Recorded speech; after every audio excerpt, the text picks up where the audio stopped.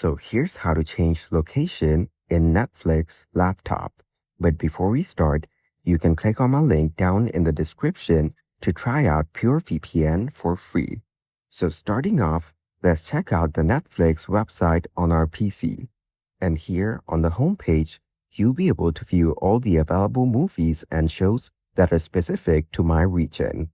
On this page, go to the top right corner and tap on your profile. Then, go to Account. As you can see, there's no option to change the location from here. Now, open the PureVPN application on your PC. Here, tap on the location as shown to change your region to that specific location, for example, United States. Then, tap on Connect. Your device is now successfully connected to this server. After that, go back to the Netflix page and tap on Back to Netflix at the top left. You will now get access to the US Netflix library with many movies, shows, and originals not available in other countries. And that's it. You can easily change location in Netflix laptop.